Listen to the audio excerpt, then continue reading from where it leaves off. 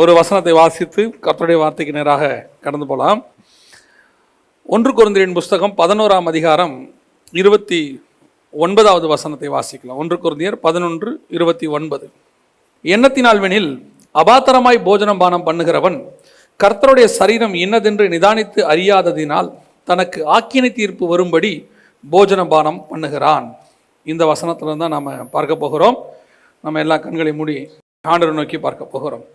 சர்வ வல்லமை உள்ள எங்கள் தகப்பனே, இந்த அருமையான வேலைக்காக உமக்கு ஸ்தோத்திரம். மீண்டும் நாங்கள் கூடி வந்து உம்மை ஆராதிக்க, உம்மை மகிமைப்படுத்த, ஒருமனமாய் வர நீர் பாராட்டின தயவுக்காய் உமக்கு ஸ்தோத்திரம். இப்பொழுதும் நீர் எங்களோடு கூட பேசுகிறதான ஒரு நேரம், இடைபடுகிறதான ஒரு நேரம். எங்களோடு கூட பேசுங்க அப்பா. நம்முடைய வார்த்தைகளை அனுப்புங்க ஆண்டவரே. நம்முடைய மகிமை எங்களை மூடிக்கொள்ளட்டும். எங்கள் ஆண்டவர் இயேசுவின் நாமத்தில் ஒப்பு கொடுத்து ஜெபிக்கிறோம் எங்கள் ஜீவனுள்ள நல்ல பிதாவே. அல்லேலூயா. 1 கொரிந்தியர் புஸ்தகம் 11ஆம் அதிகாரம் 29வது வசனத்தில் அபாத்திரமாய் போஜனம் பானம் பண்ணுகிறவன் அப்படின்னு இருக்கு. கடந்த வாரத்தில் இந்த அபாத்திரமாய் போஜனமானம் பண்ணுகிறதுனா என்ன அப்படின்னு சொல்லி சில காரியங்களை இந்த வலைத்தளத்தில் நம்ம பேசியிருந்தோம். அந்த செய்தியை கொடுத்த போது அதிலிருந்து ஒரு சில காரியங்களை கர்த்தர் தொடர்ச்சியாக பேசினார். அதை தான் நாம் இன்னைக்கு பார்க்க போகிறோம். அபாத்திரமாய் போஜனம் பானம் பண்ணுதல் என்றால் என்ன அப்படிங்கிறத பார்த்துட்டே வரும்போது 1 கொரிந்தியர் 10ஆம் அதிகாரத்தில் இந்த அபாத்திரமாய் போஜனமானம் பண்ணுகிறதல் அப்படிங்கிறதுக்கு இஸ்ரவேல் ஜனங்கள் எப்படி ஞான போஜனம் ஞான பானம் அப்படின்னு சொல்லி மன்னாவையும் கண்மலை தண்ணீரையும் அவர்கள் எப்படி அசட்டை பண்ணினார்கள், பரீட்சித்து பார்த்தார்கள், அதன் மூலமாக அவர்கள் எப்படி பாதிக்கப்பட்டார்கள் அப்படி என்பது எல்லாவற்றையும் நம்ம என்ன செஞ்சோம், போன இதில் நம்ம பார்த்தோம். அப்போ இந்த மன்னாவையும் கண்மலையிலிருந்து வர தண்ணீரையும் ஞானார்த்தமாய் நமக்கு எப்படி அப்பமும் ரசமும் இருக்குதோ அதே மாதிரி இஸ்ரவேலர்களுக்கு கண்மலையில் இருந்த தண்ணீரும் மன்னாவும் ஞான போஜனம் ஞான பானம் அப்படின்னு சொல்லி அதை அவங்க எப்படி அபாத்திரமாக பண்ணாங்க, மன்னாவை எப்படி தப்பாக புசிச்சாங்க, எப்படி கண்மலை தண்ணீரை அவங்க அசட்டை பண்ணினாங்க, அதை எல்லாவற்றையும் ஒரு வாரத்துக்கு முன்னாடி இதை பற்றி நம்ம பார்த்தோம். அதை பார்த்துக்கிட்டே வரும்போது அந்த 1 கொரிந்தியர் 10ஆம் அதிகாரத்தில் 21வது வசனத்தில் இன்னொரு காரியத்தை குறித்து ஆண்டவர் சொல்கிறார். அதாவது அபாத்திரமாய் போஜனமானம் பண்ணுதலோடு கூட சேர்த்து இன்னொன்னையும் சொல்கிறாரு. 21 வாசிக்கலாமா? 1 கொரிந்தியர் 10:21. நீங்கள் கர்த்தருடைய பாத்திரத்திலும் பேய்களுடைய பாத்திரத்திலும் பானம் பண்ணக்கூடாதே. நீங்கள் கர்த்தருடைய போஜன பந்திக்கும் பேய்களுடைய போஜன பந்திக்கும் பங்குள்ளவர்களாய் இருக்கக்கூடாதே அப்படின்னு இருக்கு. கர்த்தருடைய போஜனம்னா நமக்கு தெரியும். நம்ம கம்யூனியன் ஒரே வார்த்தையில் சொல்லிடலாம். நமக்கு அப்பமும் ரசமும் நமக்கு தெரியும். அது எடுக்கிற மெத்தடை நிறைய தடவை நம்ம பார்த்துருக்குறோம், எப்படி இறக்கணும் அப்படிங்கிறதெல்லாம் பார்த்துருக்குறோம். ஆனால் இன்னொரு பந்தி இருக்கு. என்ன பந்தி அப்படின்னு கேட்டீங்கன்னு சொன்னால், பேய்களுடைய போஜன பந்திக்கும் பங்குள்ளவர்களாக இருக்கக்கூடாது. பேய்களுடைய போஜன பந்தினா என்ன? அதாவது இந்த இடத்துல எதை பற்றி ஆண்டவர் பேசிட்டே வர்றாருன்னா, விக்கிரகங்களுக்கு படைக்கப்பட்டவைகளை புசிப்பதை குறித்து இங்கே சொல்லிக்கிட்டே வர்றார். கர்த்தரை அல்லாதவர்கள் தெய்வங்களுக்கு படைக்கிறவர்களை குறித்து நீங்கள் எப்படி ஜாக்கிரதையாக இருக்கணும், அந்த படைக்கப்பட்டவைகளில் நீங்கள் எப்படி சாப்பிடாமல் இருக்கணும் அப்படின்னு சொல்லி, இது ஏதோ 1 கொரிந்தியரில் மட்டுமில்ல, பழைய ஏற்பாட்டில் மட்டுமில்ல, வெளிப்படுத்தின விசேஷம் வரைக்கும் கர்த்தர் சொல்றாரு, விக்கிரகங்களுக்கு படைத்தவைகளை புசித்தா என்று உன் பேரில் எனக்கு ஒரு குறை உண்டு அப்படின்னு. அப்போ இந்த பேய்களுடைய போஜன பந்தி அப்படிங்கிறது எதை குறிக்கிறது அப்படின்னு சொல்லி நீங்கள் கேட்டீங்கன்னு சொன்னால், கீழே அது எப்படி புசிக்கணும், எதெல்லாம் புசிக்க கூடாது எல்லாம் தெளிவாக ஆண்டவர் சொல்லிகிட்டே வரார். ஆனால் இந்த வசனத்தை வாசிக்கும் போது ஆண்டவர் சில காரியங்கள், பேய்களுடைய போஜன பந்தி அப்படின்னா என்ன, எதை பற்றி ஆண்டவர் சொல்றாரு அப்படின்னு சொல்லி ஒரு சில காரியங்களை ஆண்டவர் எனக்கு சொல்லி கொடுத்தார். இது எனக்கு படிக்கும்போது ஆச்சரியமாக இருந்துச்சு. சரி, அதை அப்படியே ஷேர் பண்ணால் நல்லா இருக்குமே அப்படின்னு சொல்லி தான் இன்னைக்கு உங்களோட அதை பற்றி பேசுகிறோம். முதலாவது, பேய்களுடைய போஜன பந்தி அப்படின்னா என்ன அப்படின்னா, வாசிங்க தானியேல் புஸ்தகம் 1ஆம் அதிகாரம் 8வது வசனத்தை வாசிங்கள். தானியேல் 1:8 வாசிங்க. தானியேல் ராஜாவினுடைய போஜனத்தினாலும் அவர் பானம் பண்ணும் திராட்சை ரசத்தினாலும் தன்னை தீட்டுப்படுத்தல் ஆகாது என்று தன் இருதயத்தில் தீர்மானம் பண்ணிக்கொண்டு. இங்கே ஒரு போஜன பந்தி இருக்கு. இங்கே சாப்பாடும் இருக்கு, தண்ணியும் இருக்கு, திராட்சை ரசமும் இருக்கு. இங்கே பார்த்தீங்கன்னா போஜனத்தினாலும் அவர் பானம் பண்ணும் திராட்சை ரசத்தினாலும் தன்னை தீட்டுப்படுத்த ஆகாது என்று சொல்லி அப்படின்னு இருக்கு. அப்போ இது பாபிலோனிய ராஜாவுடைய போஜன பந்தி, பாபிலோனிய ராஜாவுடைய டேபிள். இந்த டேபிளில் எல்லாருக்கும் சாப்பாடு இருக்கு, எல்லாருக்கும் கொடுக்க சொல்றாரு. அதுவும் யாருன்னா இவங்கெல்லாம் செலக்டட் பீப்புள், கொண்டு வந்த அடிமைகள்லையே செலக்டடா இருக்கார். இங்க 3வது வசனத்துல, அப்போது இஸ்ரவேல் புத்திரருக்குள்ளே ராஜ குலத்தார்களிலும் துரைமார்க்கர்களிலும் யாதொரு மாசும் இல்லாதவர்களும் அழகானவர்களும் சகல ஞானத்திலும் தேறினவர்களும் அறிவில் சிறந்தவர்களும் கல்வியில் நிபுணரும் ராஜாவின் அரண்மனையிலே சேவிக்க திறமை உள்ளவர்களும் ஆகிய சில வாலிபரை கொண்டு வரவும். அப்ப இவங்களாம் யாருன்னா ஸ்பெஷல் கேட்டகரி. இந்த ஸ்பெஷல் கேட்டகரி மக்களுக்கு ஸ்பெஷல் சாப்பாடு. என்ன சாப்பாடு? கிங்ஸ் ஃபுட், ராஜாவுடைய சாப்பாடு. அந்த ராஜாவுடைய சாப்பாடை கொடுக்க சொல்றாங்க. ஆனா தானியேல் பார்க்கிறான், இந்த ராஜாவுடைய சாப்பாடு பேய்களுடைய சாப்பாடாக இருக்கிறது. அதனால் தன்னை என்ன செய்யக்கூடாது? தீட்டுப்படுத்தல் ஆகாது. நிறைய பேர் என்ன சொல்லுவாங்கன்னா, அது நான் வெஜிடேரியன், அதனாலதான் தானியேல் வேணான்ட்டாரு, அவர் வெஜிடேரியன் சாப்பிட்டாரு. இங்க பிரச்சனை வெஜிடேரியன் நான் வெஜிடேரியனே கிடையாது. இங்க பிரச்சனை தீட்டுள்ளது தீட்டு இல்லாதது. ஏன்னு சொன்னா, அவர் என்னன்னால சாப்பிட மாட்டேன்னு சொன்னார்னா, தானியேல் ராஜாவின் போஜனத்தினாலும் அவர் பானம் பண்ணும் திராட்சரசத்தினாலும். அப்ப திராட்சரசம் என்ன வெஜிடேரியன் நான் வெஜிடேரியனா? அதுவும் வெஜிடேரியன் தானே. ஆனா அதையுமே அவர் வேணாங்கிறாரு. ரெண்டுத்தினாலும் நான் என்ன செய்ய முடியாது? தீட்டுப்படுத்த முடியாது. அப்ப இங்க பிரச்சனை வெஜ் நான்வெஜ் இல்ல. இங்க பிரச்சனை தேவனுடைய போஜனமா பேய்களுடைய போஜனமாங்கிறது தான். இந்த பாபிலோன் என்பது பேய்களுடைய தாய். வெளிப்படுத்தின விசேஷம் 17ஆம் அதிகாரம் 5ஆம் வசனத்தை நீங்க வாசிச்சீங்கன்னா, மகாபாபிலோன் வேசிகளுக்கும் பூமியில் உள்ள அருவருப்புகளுக்கும் தாய் என்னும் நாமம் அவள் நெற்றியில் எழுதி இருந்ததுன்னு இருக்கு. இந்த பாபிலோன் ஆதியாகமம் 11ஆம் அதிகாரத்துல இருந்து பிசாசினுடைய ஹெட் குவார்ட்டர்ஸ். இந்த ஹெட் குவார்ட்டர்ஸ்ல ஒரு சாப்பாடு கொடுக்கப்படுது.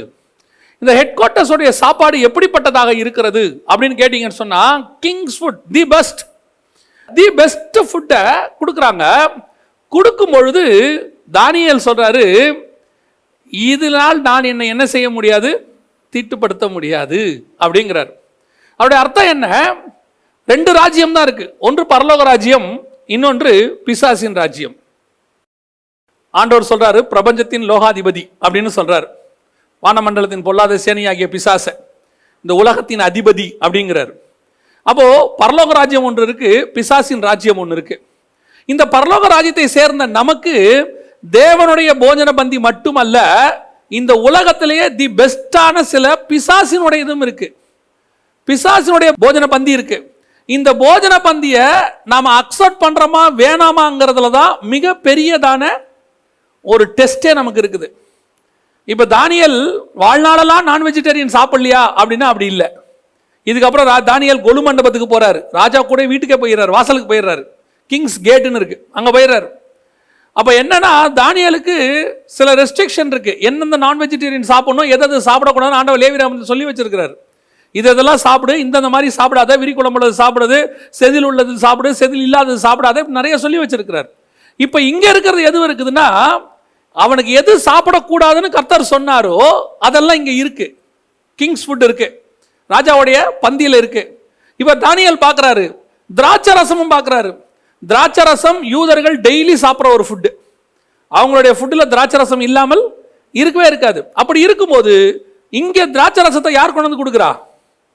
ராஜா கொண்டு வந்து கொடுக்குறாரு. சரி, ராஜா கொடுக்குற சாப்பாடையே நான் சாப்பிட மாட்டேன்னா, ராஜா கொடுக்குற மரக்கறி சாப்பாட்டை அவர் சாப்பிட்றாரு. அப்பனா என்ன அர்த்தம்? ராஜா கொடுக்குற ஃபுட்டெல்லாம் எனக்கு வேணான்னு அர்த்தம் இல்லை. ராஜாவுடைய ஃபுட்டில் சிலது எனக்கு ஒத்து வராது, என்னுடைய மத முறைமைகளுக்கு ஒத்து வராது, எனக்கு தேவன் சொன்னதுக்கு அதுக்கு ஒத்து வராது. அதை நான் அக்செப்ட் பண்ண மாட்டேன். கொடுக்கிறது ராஜாவாக இருந்தாலும் அதை நான் அக்செப்ட் பண்ண மாட்டேன். அவன் பிரதானிகளின் தலைவன்கிட்ட போறான், எனக்கு ஒரு 10 நாள் டைம் கொடு, நீ என்ன பாரு, அதுக்கு பிறகு நீயே டிசைட் பண்ணு. பல நேரங்களில் இந்த உலகத்தினுடைய மிக மேன்மையான காரியங்கள் நம் கண்களுக்கு முன்பாக கொண்டு வந்து வைக்கப்படும். இயேசு கிறிஸ்துவுக்கு முன்பாக பிசாசு கொண்டு வந்து வைக்கிறான் ஒரு பந்திய. என்ன பந்தி தெரியுமா? இந்த உலகத்தின் ராஜ்யங்களும் அதன் மகிமைகளும் எனக்கு கொடுக்கப்பட்டிருக்கிறது, நீர் என்னை தாழ விழுந்து பணிந்து கொண்டால் அவைகளை எல்லாம் நான் உனக்கு தருவேன் அப்படின்னு இருக்கு. இப்போ பிசாசு கொடுக்கிறான்னா நம்ம கொஞ்சம் என்னவா செய்யணும்? கேர்ஃபுல்லாக தான் இருக்கணும். அதான் எப்பவும் சொல்லுவேன், நமக்கு ஒரு எதிராளி அல்லது நமக்கு சம்பந்தம் இல்லாத எதிரி ஒருத்தர் நம்ம கிட்ட அன்பு பாராட்டி வரான்னா நம்ம கண்டிப்பா என்னவா இருக்கணும்? கேர்ஃபுல்லா இருக்கணும். எதுக்கு வரான் திடீர்னு வந்து எல்லாத்தையும் கொடுக்குறேங்கிறானே அப்படின்னா முடிவா என்னவா இருக்கும்னு பார்த்தீங்கன்னா, அந்த முடிவில் அவன் காலில் விழுற மாதிரி ஏதோ ஒன்று இருக்கும், அவன் நம்மளை அடிமையாக்குற சுபாவம் ஏதாவது ஒன்று இருக்கும், அவன் நம்மளை ஆளுகை செய்கிற மாதிரி ஏதாவது ஒன்று இருக்கும். அதைத்தான் ரொம்ப கேர்ஃபுல்லாக இருக்கணும். பிசாசு கொடுக்குறதோ யார் கொடுக்குறதோ அதை கொஞ்சம் உட்காந்து ஆராயணும். இது எனக்கு தகுமா, எனக்கு இது தகுதியா இருக்குமா அப்படின்னு கொஞ்சம் பார்க்கணும். இன்னைக்கு நம்மளை பொறுத்த வரைக்கும் யார் எதை கொடுத்தாலும் உடனே சோத்திரம் பண்ணிட்டு உடனே ஓடிடுறது. பாபிலோனுடைய போஜன பந்தி திராட்சை ரசம், நம்ம சொல்றோம் திராட்சை ரசத்தை குடி கொடுத்தாரு வேணான்னு சொன்னாரு. அது எதை குறிக்கிறது வாசிங்க. வெளிப்படுத்தின விசேஷம் 17ஆம் அதிகாரம் 4வது வசனத்தை வாசிங்க. வெளிப்படுத்தல் 17:4. அந்த ஸ்திரீ ரத்தாம்பரமும் சிவப்பான ஆடையும் தரித்து பொன்னினாலும் ரத்தனங்களினாலும் முத்துக்களினாலும் சிங்காரிக்கப்பட்டு தன் வேசித்தனமாகிய அருவருப்புகளினாலும் அசுத்தத்தாலும் நிறைந்த பொற்பாத்திரத்தை தன் கையிலே பிடித்திருந்தாள். வசனம் சொல்லுது பாருங்க. இதுதான் அவ என்ன செஞ்சாலும் ஜாதிகளுக்கு குடிக்க கொடுத்தாள்னு இருக்கு. பின்னாடி நீங்க 18ஆம் அதிகாரத்தில் வாசிச்சு பார்த்தீங்கன்னா அவ கையில் இருக்கிற பாத்திரத்தில் என்ன இருக்குது? பொற்பாத்திரத்தில் அருவருப்பு, வேசித்தனம், அப்புறம் கர்த்தர் அருவருக்கிற காரியங்கள் அத்தனையும் அசுத்தத்தாலும் நிறைந்த பொற்பாத்திரம். இன்னைக்கு உலகம் நமக்கு சில விஷயத்தை கொடுக்குது, பிசாசு கொண்டு வந்து கொடுக்குறானா அதுக்குள்ள என்ன இருக்குன்னு கொஞ்சம் பார்க்கணும். ஆனா கையில என்ன இருக்குது? என்ன பாத்திரம்? அந்த பாத்திரம் பொற்பாத்திரம். வெளியே பார்க்கறதுக்கு எப்படி இருக்குது? Golden cup. ஆனா உள்ளுக்குள்ள என்ன இருக்குது? அசுத்தம். வச்சிருக்கிற சாப்பாடு யாருடைய சாப்பாடு? ராஜா சாப்பாடு. ஆனா உள்ளுள்ள என்ன இருக்குது? அன்கிளீன், தீட்டுள்ளது. இங்கிலீஷ்ல அன்கிளீன் இருக்கு. இன்னொரு வார்த்தை அசுத்தம். அசுத்தமான காரியங்கள் உள்ள இருக்குது, அசுத்தமான மிருகங்கள் உள்ள இருக்கு, சாப்பிடக்கூடாதவைகள் உள்ள இருக்கு. இப்ப புதிய ஏற்பாட்டை பொறுத்த வரைக்கும் இது ஆகாரத்தை குறிக்காது. புதிய ஏற்பாட்டை பொறுத்த வரைக்கும் சகலவற்றையும் நீங்கள் என்ன செய்யலாம்? ஸ்தோத்திரத்தோட புசிக்கலாம். இங்க சொல்றது எது? பிசாசினுடைய உபதேசங்கள், பிசாசு கொடுக்கக்கூடிய காரியங்கள், பிசாசின் ஆசீர்வாதங்கள். ரொம்ப கேர்ஃபுல்லாக இருக்கணும். அதுல கொண்டாந்து கொடுக்கும்போது பொற்பாத்திரத்தில் வச்சு கொடுப்பாங்க. அதை கொண்டாந்து கொடுக்கும்போது ராஜாவு மூலமா கொடுப்பாங்க, உட்கார வச்சு உங்களுக்கு மேன்மைகளை. ஆனால் கொடுக்கிற விஷயத்துக்குள்ள என்ன இருக்குன்னு கொஞ்சம் பார்க்கணும். எல்லா ஆசீர்வாதங்களும் கர்த்தரால் வருகிறது இல்லை. எல்லா ஆசீர்வாதமும் கர்த்தர் கொடுக்கறது இல்லை. பிசாசும் ஆசீர்வாதம் என்ன செய்யும்? கொடுக்கும். இன்னைக்கு உள்ளவங்களுக்கு இந்த பிசாசின் ஆசீர்வாதங்கள் எப்படி இருக்குது? ரொம்ப மேன்மையா இருக்கு. சில காரியங்களை சொன்னால் சிலருக்கு கோபம் வரும். என்னன்னா, பொதுவா சபைகளில் நாம இந்த ஜாதி பேரை சொல்லிலாம் என்ன செய்யறது இல்லை, கூப்பிடுறது இல்லை. நம்ம தமிழ்நாட்டிலே அப்படி ஒரு பழக்கம் கிடையாது. ஆனால் இயேசுவின் ரத்தத்தாலே கழுவப்பட்டு வந்தவர்கள் அப்படின்னு சொல்ற நமக்குள்ள எந்த விதமான ஜாதியும் கிடையாது, பாகுபாடு கிடையாது, எதுவுமே கிடையாது. ஒரே ரத்தத்தால கழுவப்பட்ட நீங்க நானும் சகோதரர்களும் சகோதரிகளுமாக இருக்கிறோம். அவ்வளவுதான், முடிஞ்சிருச்சு. இப்ப சபைக்குள்ள ஜாதி இருக்கக்கூடாது. இது ஜாதி என்பது இன்னும் ஒரு படி மேலே போய் சொல்லணும்னா பிசாசினால் உண்டாக்கப்பட்டது. இது பிசாசினுடைய போஜனம். ஏன் சொன்னா தேவன் உண்டாக்கினது கிடையாது. தேவன் ஆதாம் ஏவாளையும் படைச்சிருந்தாருன்னா ஒரு ஆதாம் ஏவாளை படைத்தார் என்று விசுவாசிக்கிறவர்கள் அது உள்ள இருந்து இத்தனை ஜாதி என்ன செய்யாது, வந்திருக்காது. இது மனுஷன் உண்டாக்கின பிரிவு. அந்த மனுஷனுக்கு அது அந்த திட்டத்தை கொடுத்தது பிசாஸ். அதையும் தாண்டி அதுக்கப்புறம் நம்ம நோவா காலத்துல 3 பசங்க வழியா தான் எல்லாம் வந்துச்சு. Same com யாபேத். இந்த 3 பேர் வழியா உலகம் வந்திருக்கும்னா கண்டிப்பா என்ன இருக்காது? ஜாதின்னு ஒண்ணு இருக்கவே இருக்காது. அப்படி ஜாதியை பத்தி பேசுறீங்க, ஜாதியை நம்புறீங்க, இந்த ஜாதிக்கு இந்த சுபாவம் அப்படின்னு நீங்க சொல்றீங்கன்னா நீங்க பிசாசுடைய போஜனத்துல உட்காந்துட்டீங்கன்னு அர்த்தம். அதுல போய் உட்காந்தாச்சு. இப்போ இதை நாம சொன்னோம்னா விசுவாசிகளுக்கு வருத்தம். சபைகள்ல ஜாதி பார்க்கறாங்க, கிறிஸ்தவன் ஜாதி பார்க்கறான் அப்படின்னு சொல்றாங்க. சரி, நாங்க பார்க்கல, சபையில பார்க்கல, இப்பயும் பார்க்கறது இல்ல, எப்பயும் பார்க்கறது இல்ல. நீங்க பார்க்காம இருக்கிறீங்களா? நீங்க பார்க்காம இருப்பீங்களா? சபையில உங்களை ஜாதி சொல்லி கூப்பிட்டா கோவம் வரும்ல. சரி, ஓகே. இப்ப நீங்க போய் கவர்மெண்ட்ல நிற்கும் போது, வேலை வாய்ப்புக்கு நிற்கும் போது, சில சலுகைகளுக்கு வாங்கும் போது எதை யூஸ் பண்றீங்க? உங்க ஜாதியை யூஸ் பண்றீங்க, உங்க ஜாதி சர்டிபிகேட்டை யூஸ் பண்றீங்க, அதன் மூலமா கிடைக்கிற சலுகையை யூஸ் பண்றீங்க. ஆனா அதுக்கு மட்டும் இப்ப நீங்க என்ன சொல்லுவீங்க? இது கவர்மெண்டே கொடுக்குது, நாங்க கேட்கல. ஏன் கவர்மெண்ட்ல இன்னொரு ஆப்ஷனும் இருக்கே, எங்களுக்கு எதுவுமே வேண்டாம் நீங்க சொல்லாமே. நீ உள்ளுக்குள்ள ஒரு மாய்மாலம், வெளிக்குள்ள ஒரு மாய்மாலம் பேசுறதனவோ சபைகளுக்குள்ள கிறிஸ்தவர்களுக்குள்ள ஜாதி இருக்குதுன்னு சொல்லி பேசிவிட்டு வெளியே நீயே போய் லைன்ல நிக்கிற. இந்த ஜாதிக்கு கிடைக்கிற சலுகை அதுதான் ராஜாவின் போஜன பந்தியில இருக்கக்கூடியதான அன்கிளீன். கொடுக்கிறது நம்ம கவர்மெண்ட். ஆனா ஜாதிக்கு போய் நீ நிக்கிற பத்தியா, அந்த ஜாதியில நீ பெருமையை பேசிக்கிட்டு அந்த ஜாதிக்குரிய சலுகையை வாங்கணும்னு நிக்கிறீங்களே, இதுதான் நீங்கள் தீட்டுப்படுதல். எப்ப இயேசுவின் ரத்தத்தால கழுவப்பட்டோமோ, எப்போ ஆண்டவர் என்னை சுத்திகரிச்சிட்டாரு, நான் அவருடைய பிள்ளையா மாறிட்டேன், ஒரே ரத்தத்தில் நம்ம வந்துட்டோமோ, நமக்கு எந்த விதமான சலுகையும் நமக்கு கிடையாது. நமக்கு பரலோகத்தினுடைய கோட்டா தான் உண்டு, ஜாதி கோட்டா கிடையாது. இன்னைக்கு இருக்கு கிறிஸ்தவங்க போயிட்டு மாய்மாலக்காரங்க, சபைக்குள்ள ஒரு வேஷம், வெளியே ஒரு வேஷம். அப்படியே சபைக்குள்ள பேசும்போது எங்களுக்குள்ள ஒன்றும் கிடையாது, நாங்க பாகுபாடு கிடையாது. பொண்ணு பார்க்கும்போது பையன் பார்க்கும்போது மட்டும் கேட்கறது, என்ன சைடு அவங்க, எந்த பக்கம், யாரு பார்க்கறது, ரெண்டு பேரும் ஆவிக்குரியவங்க. இதுல ஒரு சிலதெல்லாம் உலகத்தை வெறுத்ததே இருக்கு. ஆனா கேட்கும் போது கேட்கறது, நீங்க என்ன, எந்த எந்த பக்கம் நீங்க, அப்படியே நம்ம சொல்லணும்னு வச்சுக்கோங்க. அப்படியே இதா கேட்கறது, நீங்க தமிழ்நாட்டில் எந்த பக்கம். கர்த்தர் கிருபையா நம்மளை சென்னையில் வச்சிருக்கிறாரு. ஏன் தெரியுமா? தமிழ்நாட்டில் நீங்க வேற எந்த மாவட்டத்தை சொன்னாலும் கண்டுபிடிச்சிருவான் ஜாதியை.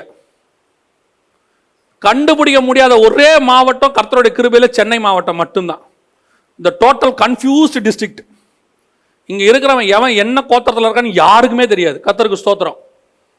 எங்கேயாவது போனோம்னா கேட்பாங்க, நீங்க தமிழ்நாட்டில் சென்னை, ப்ராப்பர் சென்னையா இல்லை இம்ப்ராப்பர் சென்னை, அதாவது கண்டுபிடிக்கிறாங்களாமா இவர் எந்த இடம். அப்படியே கேட்பாங்க, உங்க பேச்சை பார்த்தால் திருநெல்வேலி மாதிரி இருக்கே. இல்லையே, ஒரு சிலர் மதுரைன்னு சொல்றாங்க. ஓ, அப்ப நீங்க மதுரையா? இல்லை, நான் சென்னை. எந்த ஜாதியில எப்படி இருந்தா உனக்கு என்ன? நீதான் இயேசுவின் ரத்தத்தில் கழுவப்பட்டு வந்துட்டியே, இன்னும் உனக்கு எதுக்கு இந்த பிசாசினுடைய போஜன பந்தியில உட்கார்ந்துட்டு தீட்டுப்படுத்திட்டு இருக்கிற? நீ தீட்டுப்படுறதும் இல்லாம ஒரு கூட்டத்தை தீட்டுப்படுத்திட்டு இருக்கிற. சில பாஸ்டர்ஸ் பேசும்போது தங்கள் விசுவாசியை அடையாளப்படுத்தும் போது ஜாதி பேரை சொல்லி அவர் அந்த சோன்சோ, இவர் இந்த சோன்சோ. நல்லா கவனிச்சுக்கொள்ளுங்க. அரசாங்கத்திலையும் சரி, எதுலையும் சரி, ஜாதியை வச்சோ வேற எதை வச்சோ நமக்கு கோட்டா சிஸ்டம் கிடையாது. நாம கர்த்தரால் கழுவப்பட்டவர்கள். அரசாங்கம் கொடுக்கிற இட ஒதுக்கீடை விட பரலோகம் உனக்கும் எனக்கும் ஒரு இட ஒதுக்கீடை வைத்திருக்கிறது. அந்த இடத்தை வேற யாருக்கும் பரலோகம் கொடுக்கவே கொடுக்காது. பரலோகம் உயர்த்த முடியாததையா எந்த அரசாங்கம் உயர்த்திற போது? சுதந்திரம் அடைஞ்சு கிட்டத்தட்ட 70 வருஷம் ஆகி போச்சு. 1947, 70க்கு தாண்டிட்டோம். இன்னும் ஜாதி ஒழிஞ்சிச்சா? இட ஒதுக்கீடு ஒழிஞ்சிச்சா? எந்த கவர்மெண்ட்டையாவது ஒழிக்க முடிஞ்சிச்சா? யாராலையும் முடியாது. ஆனா உனக்கும் எனக்கும் என்னைக்கு இயேசுவை நம்ம ஏற்றுக்கொண்டோமோ அன்னைக்கே கர்த்தர் உயர்வான இடத்துல கொண்டு போய் நம்மளை உட்கார வச்சுட்டார். ராஜாவுடைய பிள்ளைகளை மாத்திட்டாரு. எந்த கேஸ்டாலையும் எந்த இடஒதுக்கீடாலையும் ஸ்காலர்ஷிப்பாலையும் கிடைக்காத மேன்மைகளை அவருடைய வார்த்தை நமக்கு உண்டாக்கி வைத்திருக்கிறது. கர்த்தர் நம்மளை உயர்த்தி கொண்டு போய் வச்சிருக்கிறார். மற்றவங்களை பத்தி பேசவே இல்லை, நீங்க தப்பா எடுத்துக்கூடாது. நீங்க எப்ப இயேசுவை நீங்கள் ஏற்றுக்கொண்டு வந்து விட்டீர்களோ நமக்குள்ள எந்த விதமான பாகுபாடும் கிடையாது. யூதன் என்றும் இல்லை, கிரேக்கனம் என்றும் இல்லை, எதுவும் கிடையாது. இன்னைக்கு பிரசங்கம் பண்ற எத்தனையோ மேல உட்கார்ந்து இருக்கிற பெருந்தலைகள் இன்னும் ஜாதியை பார்த்துட்டு அலையுது. அதனால தான் இன்னைக்கும் ராஜாவுடைய பந்தியில் அவங்க தீட்டுப்பட்டவர்களாய் காணப்படுகிறார். உங்களுக்கும் எனக்கும் ரத்தத்திலே இருக்கக்கூடாது. நான் வெறும் not only talking about the cost. எத்தனையோ இந்த மாதிரி காரியங்களை பிசாசு புகுத்தி வச்சிருக்கிறான். மூட பழக்க வழக்கன்ற பேர்ல. ஏன் இன்னைக்கு கிறிஸ்தவர்களுக்கு கூட எத்தனையோ விஷயங்கள் இருக்குது. நான் சொல்லுவேன், ரட்சிக்கப்படுறதுக்கு முன்னாடி பிசாசு மேல ஒரு பயம் இருந்துச்சு, பிசாசுடைய மூட நம்பிக்கை இருந்துச்சு, அவங்களுடைய வழிமுறைகள் கொஞ்சம் இருந்துச்சு, எல்லாம் வச்சிருந்தாங்க. இப்போ ஆண்டவரை ஏற்றுக்கொண்டாச்சு. இப்போ அது எல்லாமே என்ன பண்ணியிருக்கணும்? போயிருக்கணும், மாறி இருக்கணும். ரட்சிக்கப்படுறதுக்கு முன்னாடி பிசாசு வரக்கூடாதுன்னு சொல்லி தலைமாட்டிலையும் கால் மாட்டிலையும் செருப்பையும் தொடப்பு கட்டியும் வச்சாங்க. இப்போ ரட்சிக்கப்பட்ட பிறகு பைபிள் இருக்கு தலைமாட்டில், கேட்டு பாருங்க, பிசாசு வரக்கூடாதான். பொருள் தான் மாறி இருக்கு, பிசாசுனுடைய பயம் மாறல. எப்ப நீ இயேசுவை ஏற்றுக்கொண்டையோ அப்பயே உன்னை பார்த்து தான் பிசாசு பயப்படணுமே ஒழிய, நீ இன்னும் பிசாசை பார்த்து பயப்படுறீன்னா உனக்கு இன்னும் அந்த போஜனத்தில் பந்தியில் உனக்கு இன்னும் தொடர்பு இருக்குன்னு அர்த்தம். இன்னும் அந்த தொடர்பு இருக்கு. அதான் நான் சொல்லுவேன், ஒரு காலத்தில் வீட்டு வாசல்ல காத்து கருப்பு வரக்கூடாதுன்னு எதையோ கட்டி வச்சிருந்தோம். ரட்சிக்கப்பட்ட பிறகு குருத்தோலையில் சிலுவை தொங்குது. பொருள் தான் மாறி இருக்கு, விஷயம் மாறல. அப்ப இது பிசாசினுடைய தானே. அதுக்கு முன்னாடி குருத்தோலைக்கு முன்னாடி ஒண்ணு வச்சீங்களே, எனக்கு வச்சீங்க? அது பிசாசு சொல்லி கொடுத்தது. இதெல்லாம் வச்சா வராதுன்னு யார் சொன்னா? என்னைக்கு இயேசுநாதர் வீட்டுக்குள்ள வந்தாரோ அதுக்கப்புறம் வேற எந்த தப்பும் உள்ள வராதபடிக்கு பாதுகாப்பதற்கு ஒரு வல்லமையுள்ளவராக இருக்கிறார். இதுதான் தானியேல் சொல்றான், நீ கொடுக்கிறது ராஜா ஃபுட்டா இருக்கும்பா. உலகத்துல அதுக்கு மேன்மை இருக்குது, இட ஒதுக்கீடுக்கு. உலகத்துல எத்தனையோ காரியங்கள் மேன்மை உடையதா இருக்குது, நான் அதை சாப்பிட மாட்டேன், அவ்வளவுதான். ஏன்? எனக்கு அது ஒத்து வராது. அது வந்த விதம் வேற. சிலர் சொல்லுவாங்க, எதுவுமே வாங்க மாட்டீங்களா கவர்மெண்ட்ல? நான் வாங்க மாட்டேன், எதுவும் வாங்க மாட்டேன். அது என்னமோ அப்படி வச்சுட்டார் ஆண்டவர், எனக்கு அப்படியே எனக்கு கொண்டாந்துட்டார். எந்த சலுகையும் அரசாங்கத்தில் போய் நான் என்ன செய்யல, எனக்கு வேலை கொடுங்கன்னு கேட்கல. நான் தான் டாக்ஸ் கட்டியிருக்கிறேன் கவர்மெண்ட்டுக்கு. பல நேரத்தில் ரோட் டாக்ஸ் கட்டியிருக்கேன், ரோடே இல்லை. நான் தான் நிறைய காசு கட்டியிருக்கிறேன் கவர்மெண்ட்டுக்கு, பரவாயில்ல இருந்துட்டு போட்டோம். ஆனால் ஒன்று, நான் எந்த இட ஒதுக்கீடையும் போய் கேட்கவும் இல்லை, எதையுமே கேட்கவே இல்லை. ஆனால் எனக்கு தேவையான இடத்தை கர்த்தர் எனக்கு கொடுத்துருக்கிறார். என்ன இடத்துல கர்த்தர் ஒரு இடத்துல நிற்க வச்சிருக்கிறார், இது எனக்கு போதுமானதாக இருக்கிறது. அதான் சொல்லுவேன், ஏன்பா பைபிள் படித்தா வாழ்க்கையில் முன்னேற முடியுமா? ஒருத்தர் என்ன கேட்டார், ஏன்பா வெறும் பைபிள் ஸ்டடி எடுத்தா வாழ்க்கையில் நீ முன்னேறுவியா? மரக்கறி சாப்பிட்டா முகம் வாடி போயிடாதா? வெறும் பைபிள் மட்டும் போதிச்சா கஷ்டப்பட மாட்டியா? பிரச்சனை வந்துடாதா? பொருளாதார பிரச்சனை வராதா? பிள்ளைகளை காப்பாற்ற முடியுமா? நான் சொல்றேன், நீ கொடுத்து பாரு மரக்கறிய, நாங்க அவனை விட நல்லா இருப்போம். நான் சொல்றேன், இட ஒதுக்கீட்டில் நீ வாங்கி கவர்மெண்ட்ல ஒரு போஸ்டிங்ல மேல வந்து உட்கார்ந்து சம்பாரிச்சு 60 வயசுல நீ அடைகிற மேன்மையை விட வேதாகமத்தை கையில தூக்கிட்டு போய் பிரசங்கம் பண்ணி கர்த்தர் கொண்டு போய் உட்கார வைக்கிற இடம் மேன்மையானதாக தான் இருக்கும். அது எந்த விதமான சந்தேகமும் எனக்கு இல்லை. அதைத்தான் சொல்ல வரேன். நம்ம பார்க்கறதுக்கு மரக்கறி மாதிரி தான் இருக்கும். நான் அந்த ஊழியத்துக்கு வரும்போது எங்க சொந்தக்காரில் ஒருத்தர் சொன்னாங்க, அவன் வேலை பார்க்கறதுக்கு கஷ்டப்பட்டுக்கிட்டு சோம்பேறி மாதிரி வந்துட்டான், வேலையை விட்டுட்டு வந்துட்டான், அவன் சோம்பேறி அப்படின்னு. நான் கர்த்தர் சொல்லி வந்தேன். அவங்க எல்லாம் நல்ல பெரிய இடத்துல வேலை பார்த்தவங்க, சொன்னவங்களா பெரிய இடத்துல இப்போ வேலை பார்த்தவங்க. நான் யாரையும் குற்றமாக சொல்லலை. நான் மரக்கறி சாப்பாடு சாப்பிட வந்தேன், நான் மரக்கறி சாப்பாடு தான் சாப்பிட வந்தேன். நான் பியூர் நான் வெஜிடேரியன். நீங்கள் நான் இப்படி சொல்கிறதுனால வெஜிடேரியன் நினச்சிடாதீங்க. நான் சொல்கிறது தானியேலை பற்றி சொல்கிறேன். தானியேல் அவங்க சாப்பாடோட பார்க்கும்போது கம்பேர் பண்ணும்போது தானியேல் சாப்பாடு ஒன்றுமே இல்லை. அப்படி தான் வந்தேன். எல்லாரும் சொன்னாங்க, இல்லைப்பா உன் வாழ்க்கை அப்படி ஆயிரும், உன் வாழ்க்கை இப்படி ஆயிரும், ஊழியத்துக்கு வரும்போதே ஒரு குழந்தை கையில் இருக்குது, நீ என்ன பண்ண போற? நான் சொல்கிறேன், நாங்கள் 10 நாள் மரக்கறி சாப்பிட்ட மாதிரி சொன்ன மாதிரி இந்த பைபிளை தூக்கிட்டு கையில் வந்தோம். என்ன எங்கள் முகம் வாடிருச்சு, என்ன நாங்கள் தாழ்ந்து போயிட்டோம். மற்றவர்களை பார்க்கிலும், அவங்கள நான் குறை சொல்லலை, ஏளனமாய் பேசினவர்களை பார்க்கிலும் கர்த்தர் மேலே தான் கொண்டு வந்து உட்கார வச்சிருக்கிறார். என் நண்பன் ஒருத்தனை அவங்க சொந்தக்காரங்க சொன்னாங்க, நீ ஏசுன்னு போற, நீ நடுத்தரில் தான் நிற்பேன்னு. இன்னைக்கு அவன் ஒரு 100 பேருக்கு வேலை கொடுக்குற இடத்துல கர்த்தர் கொண்டு போய் உட்கார வச்சிருக்கிறார். அவங்க சொல்ற அன்னைக்கு அந்த தகுதி எங்களுக்கு இல்லை. அவங்க சொல்ற அன்னைக்கு நாங்கள் நடுத்தரில் நிற்கிற மாதிரி தான் இருந்தோம். ஆனால் நாங்கள் ஏற்றுக்கொண்ட அந்த தீட்டுப்படாமல் பாதுகாத்து கொள்ள வேண்டும் என்று இருந்த அந்த எண்ணம் இன்னைக்கு கொண்டு போய் அவனை மேலே உட்கார வச்சிருக்குது. அதுதான் சொல்கிறேன், சில நேரத்தில் ராஜா கொடுக்குறாருன்னு எதையும் சாப்பிட்றாதீங்க, கவர்மெண்ட் கொடுக்குதுங்கன்னு தீட்டானதை எடுத்து போயிடாதீங்க.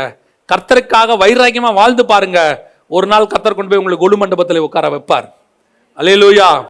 2வது தானியேல் புத்தகம் 5ஆம் அதிகாரம் 3-4 வசனங்களை வாசிங்கள். தானியேல் 5ஆம் அதிகாரம் 3-4 வசனங்களை வாசிங்கள். அப்பொழுது எருசலேமில் உள்ள தேவனுடைய வீடாகிய ஆலயத்திலிருந்து எடுக்கப்பட்ட பொற்பாத்திரங்களை கொண்டு வந்தார்கள். அவைகளில் ராஜாவும் அவனுடைய பிரபுக்களும் அவனுடைய மனைவிகளும் அவனுடைய வைப்பாட்டிகளும் குடித்தார்கள்.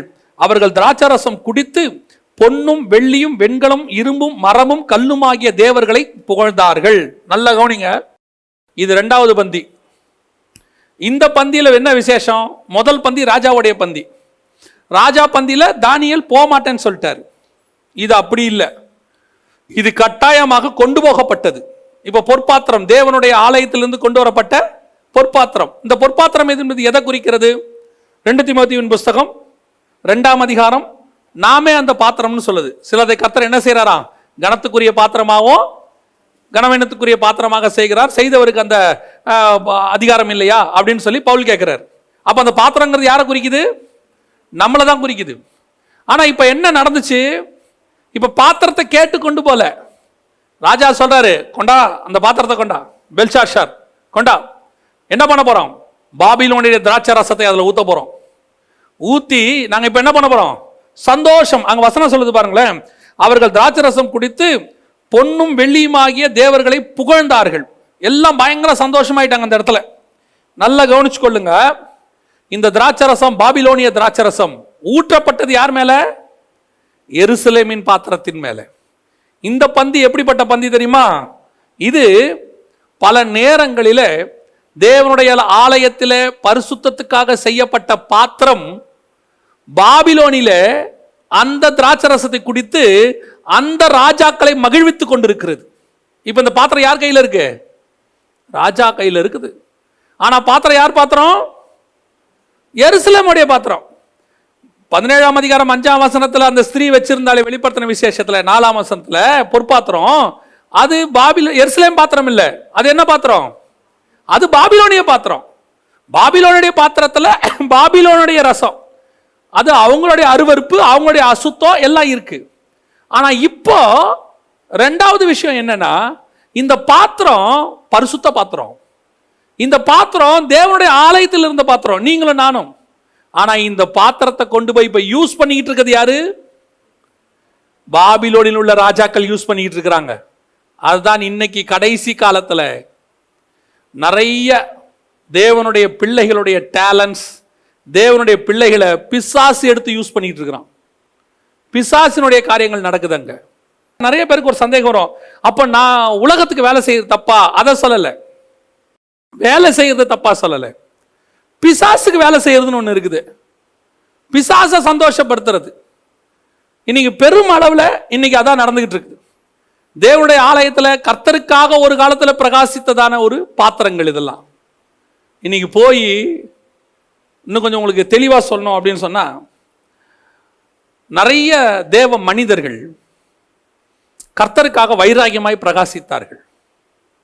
அவர்களுடைய பிள்ளைகள், நான் சொல்றது ஊழியக்காரனுடைய பிள்ளைகள், இந்த பிள்ளைகள் ஊழியக்காரனுடைய பிள்ளைகள் ஊழியக்காரர்களை போல வளர்க்கப்பட்டார்கள்.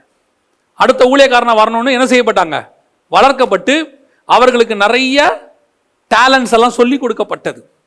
ஆனா திடீரென்று இந்த பிள்ளைகள் என்கிற பாத்திரத்தை பிசாசு எங்க கொண்டு போயிட்டான்? உலகத்துக்கு கொண்டு போய் சினிமாவிலையும் டிவிலையும் உலக பிரகாரமா எடுத்து ஜாலியா பயன்படுத்திட்டு இருக்கிறான். இப்ப இந்த பாத்திரத்தில் ஊட்டப்பட்டிருக்கிற திராட்சை ரசம் என்ன ரசம்? ஊத்தப்பட்ட திராட்சை ரசம் தான். ஆனா என்ன திராட்சை ரசம்? பாபிலோனிய திராட்சை ரசம். இன்னைக்கு போய் சினிமாக்கு வாசிக்கிறான் யாரு? ஊழியக்காரனுடைய பையன். மியூசிக். இன்னைக்கு ஊழியக்கார பசங்களாம் சினிமா எடிட்டிங் பண்ணிட்டு இருக்கிறான். ஆவிக்குரிய பசங்கள் எல்லாம் இன்னைக்கு சினிமால போய் ஆடிட்டு இருக்கிறான் உட்கார்ந்து. உலகத்தை மகிழ்விக்கிறான். கேட்டா சொல்றான் சினிமா தப்பா? சினிமா தப்பா? தப்பு இல்லைங்கிறது வேற. உன் பாத்திரத்தில் இருக்க வேண்டியது இயேசு கிறிஸ்துவினுடைய போஜனம் தானே, பந்தி தானே ஒழிய பாபிலோனிய பந்தி கிடையாது. பாபிலோனிய பந்தி சரியா தப்பான்னு கேட்டீங்கன்னா நாங்க அது எப்படி தப்புன்னு தனியா சொல்லி தருவோம்.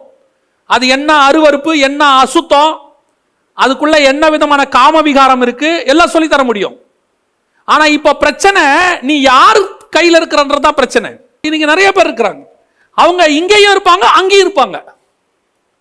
வசனம் சொல்லுது, கர்த்தர் தெய்வமானால் கர்த்தரிடத்துல வாங்கள், பாகால் தெய்வமானால் பாகால் இடத்துல போங்கள். இந்த ரெண்டு நினைவு கர்த்தருக்கு எப்போ ஒத்து வராது. ஒன்னு நீ அனலாயிரு, இல்லைன்னா குளிராரு. இன்னைக்கு நிறைய பேரு பாத்திரம் என்ன பாத்திரம்? பொற்பாத்திரம், தேவனுடைய ஆலயத்தினுடைய பாத்திரம், தேவனுடைய பிள்ளைகள், அபிஷேகம் பெற்றவர்கள். ஆனா இருக்கக்கூடியதான இடம் எங்க? பாபிலோனிய ராஜா கையில நிக்கிறாங்க.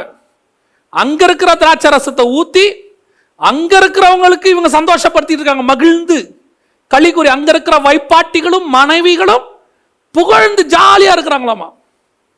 போய் இவன் வாசிக்கிற வாசிப்புல யார் ஜாலியா இருக்கிறா?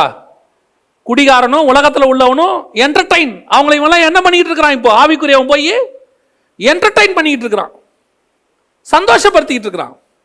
ஏன் இவன் வாசிக்கிறதுல அங்க இருக்கிறவன் மனம் திரும்புவானா?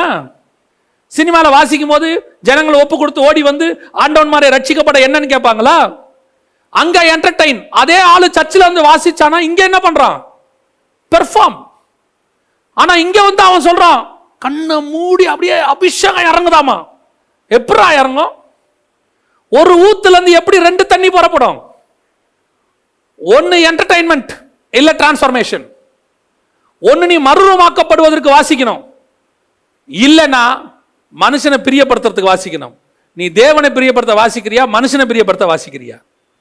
நீ அவன் கையில கோப்ப, ஆனா நீ யாருடைய கோப்ப?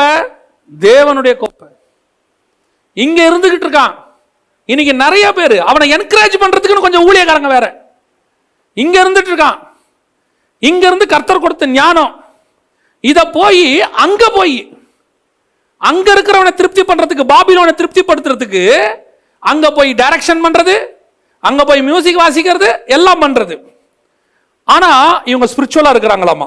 அங்க போய் மேடை ஏறணும்னு பிரைஸ் தி லார்ட், அங்க பிரைஸ் தி லார்ட் சொல்லிட்டு இவர் என்ன ஆயிட்டாரு? ஸ்பிரிச்சுவல் ஆயிட்டாரு. அட தேவ நாமத்தை உயர்த்திட்டாராமா. எப்படி பிசாசு ஏமாத்தி வச்சிருக்கான் பாருங்க.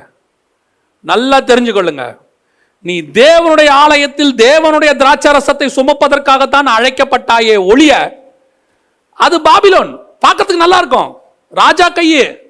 நம்ம நினைப்பான், இந்த ஆசாரியன் கையில இங்க இருக்கிறத விட, இன்னைக்கு இருக்கவன் அதான் நினைக்கிறான், இன்னைக்கு இருக்கிற யங்ஸ்டர்ஸ் அதான் நினைக்கிறான்.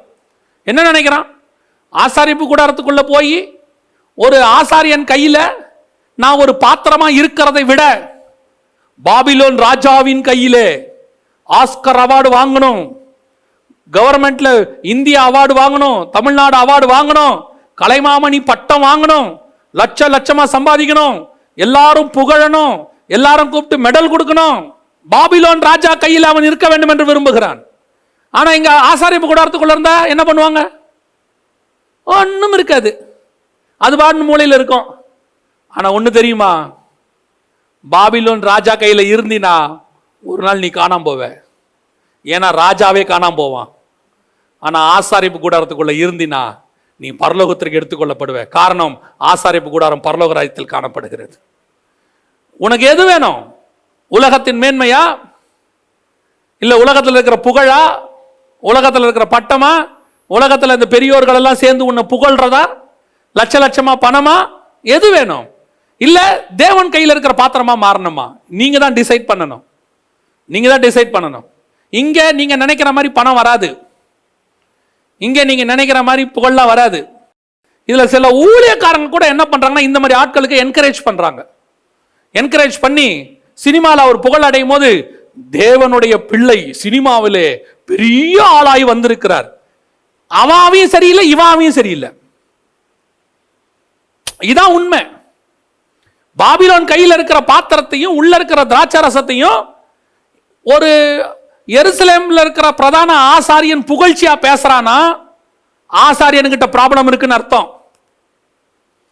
ஒரு உலகத்துல நடக்கிறதான ஒரு மேன்மையான விஷயத்தை, பாவமான விஷயத்தை இங்க இருக்கிறவன் புகழ்ந்து பேசுறான்னா ஏதோ மிஸ்டேக்னு அர்த்தம்.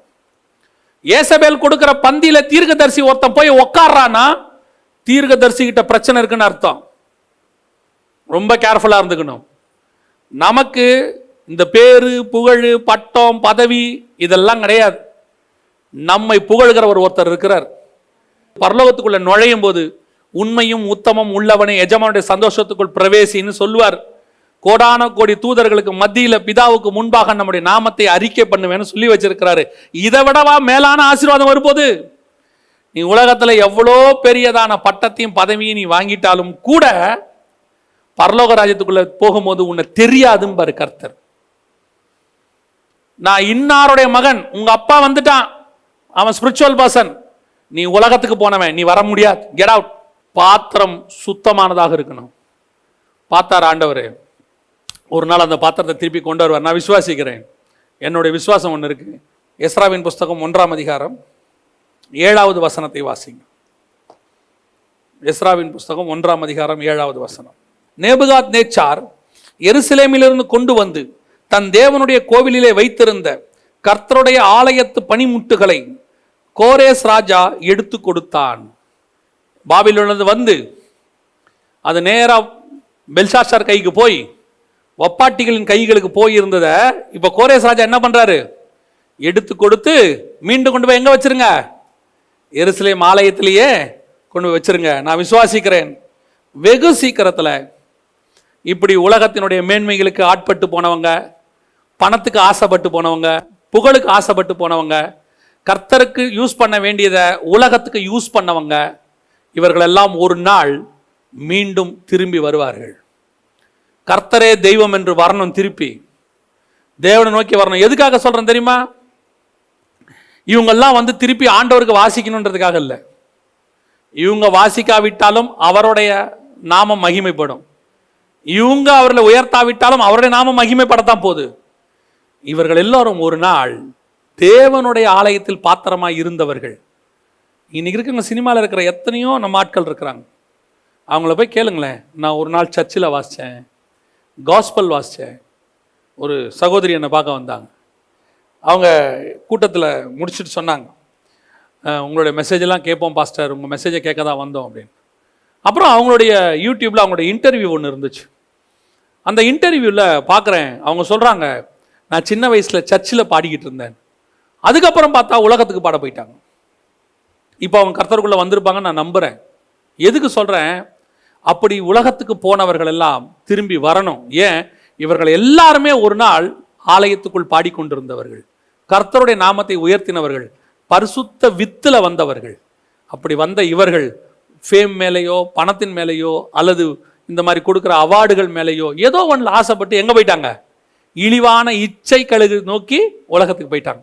இவர்களையும் கர்த்தர் என்ன பண்ணணும்? திருப்பி கொண்டு வரணும். எதுக்காக? இவங்க வாசித்து அவர் மகிமைப்படணுன்றதுக்காக அல்ல, இவங்க திரும்பி வந்து இவங்க ஆத்மா காப்பாற்றப்படணும். அதுதான் முக்கியம். சில ஊழியர்கள் அவங்க அங்கிருந்தே ஆசீர்வாதமாக இருக்கணும்னு ஜெபம் பண்ணுறாங்க. இட்ஸ் ராங், தப்பான ஜெபம் அது. அவர்கள் இங்கே வரணும். அந்த பாத்திரம் திருப்பி எங்கே வரணும்? எருசலேமின் தேவாலயத்துக்கு வரணும், திருப்பி தேவனுக்குள்ள வரணும். அதுதான் கர்த்தர் விரும்புறது. கடைசியாக இன்னொரு போஜன பந்தி இருக்கு, அதை மாத்திரம் நான் சொல்லிட்டு முடிக்கிறேன். வாசிங்க, லூக்கா எழுதின சுவிசேஷம் 22ஆம் அதிகாரம் 3வது வசனம் வாசிங்க. லூக்கா 22:3 வாசிங்கள். அப்பொழுது 12 ஒருவனாகிய ஸ்காரியோத் என்னும் யூதாசுக்குள் சாத்தான் புகுந்தால். இந்த வசனத்தை நீங்க நல்லா கவனிச்சு பார்த்தீங்கன்னு சொன்னா, சாத்தான் புகுந்த பிறகு நல்லா கவனிங்க, அவனுக்குள் சாத்தான் புகுந்தான். அதற்கு பிறகு பந்தி இருக்க போகிறாங்க. எங்க? பஸ்கா ஆயத்தம் பண்ணும்படி சித்தமாக இருக்கிறேன் கீழே கேட்டாங்க. பஸ்கா பண்டிகைக்கு போறாங்க. இப்போ யோவான் 13லையும் இதே காரியம் சொல்லப்பட்டிருக்கு. ஃபர்ஸ்ட் ராஜாவுடைய, அதாவது பேய்களுடைய பந்தி தானியல் தீட்டுப்படுத்த மாட்டேன்னு என்ன பண்ணிட்டாரு? தன்னை தற்காத்து கொண்டார். ரெண்டாவது பேயோடைய பந்தி, அந்த பந்திக்கு யார் கொண்டு போகப்பட்டது? தேவ பாத்திரம் கொண்டு போக, தேவ பிள்ளைகள் கொண்டு போகப்பட்டு அங்கே மேன்மையாக நினைக்கப்பட்டார்கள். கர்த்தர் ஒரு நாள் அவங்களை என்ன பண்ணுவார்? மீட்டு கொண்டு வருவார். இது 3வது பந்தி. இந்த பந்தி பேயோடைய பந்தி இல்ல, இது தேவனுடைய பந்தி. இந்த பந்தி ஆயத்தம் பண்ணது யாரு? இயேசு கிறிஸ்து ஆயத்தம் பண்றார். ஆனா இந்த பந்தில உள்ள யார் உட்கார்ந்திருக்கிறது? சாத்தான் புகுந்த ஒருத்த உட்கார்ந்திருக்கிறான் பாருங்க. உள்ள யார் உட்கார்ந்திருக்கா? சாத்தானோடு கூட ஒருத்த வந்து உள்ள உட்கார்ந்திருக்கான். இந்த பந்தி இப்போ எப்படிப்பட்ட பந்தி? பரிசுத்த பந்தியில பிசாசு. பிசாசுடைய பந்திக்கு பரிசுத்தவான் போக மாட்டேன்னா அது தானியேல். பரிசுத்த பந்திக்கு யார் வந்திருக்கிறா? பிசாசு வந்திருக்கு. இன்னைக்கு இந்த பிரச்சனை தான் சபையில பெரும் பிரச்சனை. இன்னைக்கு நிறைய பேரு பிசாசோட வந்து உட்கார்ந்திருப்பாங்க. இவன் யாரு? யூதாஸ்காரியத். யூதாஸ்காரியத் யாரு? அப்போஸ்தலன், கர்த்தரால் முன்குறிக்கப்பட்டவன், அழைக்கப்பட்டவன். அப்போஸ்தலன் என்றால் அனுப்பப்பட்டவன் அர்த்தம். அனுப்பப்பட்டவன். ரெண்டு பேரா கர்த்தர் அனுப்பி விடுறாரு. அற்புத அடையாளங்களை செய்தவன், எல்லாரும் அறியும். அவ்வளவு மேன்மையான அழைப்பு. ஆனால் வசனம் சொல்லுது, யூதாஸ் யாருக்கு இடம் கொடுத்துட்டான்? பிசாசுக்கு இடம். பிசாசுக்கு இடம். இந்த பிசாச வச்சுக்கிட்டு அவன் எங்க வந்து உட்கார்ந்திருக்கிறான்? பரிசுத்த பந்தியில உட்கார்ந்திருக்கிறான். இன்னைக்கு நிறைய பேர் அப்படிதான் உட்கார்ந்திருக்காங்க. போன வாரம் மெசேஜில் கூட சொன்னோம், சபையில் பந்தி கொடுக்கும்போது சொல்ற வார்த்தை என்னன்னா, பொய் பேசுறவங்க, சிகரெட் பிடிக்கிறவங்க, குடிக்கிறவங்க, வெத்தலை பாக்கு போடுறவங்களாம் என்ன செய்யக்கூடாது? பந்தி எடுக்கக்கூடாதுன்றாங்க. இதெல்லாம் அவன் ஞானஸ்தானத்தை போய் விட்டுட்டான்ல. ஞானஸ்தானம் எடுக்கும் போதே, புது மனுஷனா மாறும் போதே இதெல்லாம் எங்க போயிருச்சு? பழைய மனுஷன் சாகும் போதே இதெல்லாமே போயிருச்சு இல்ல. இதெல்லாம் வெளியரங்கமான பாவம், இதெல்லாம் பெரும்பாலும் போயிடும். இப்ப இவனுக்கிட்ட இருக்கிற பிரச்சனை என்னன்னா, உள்ள பிசாசு இருக்குது, பந்திக்கு வந்து உட்கார்ந்து இருக்கிறான். இவன் பிசாசுக்கு இடம் கொடுத்த ஒருத்தன் எங்க இருக்கிறான்? பந்தியில இருக்கிறான்.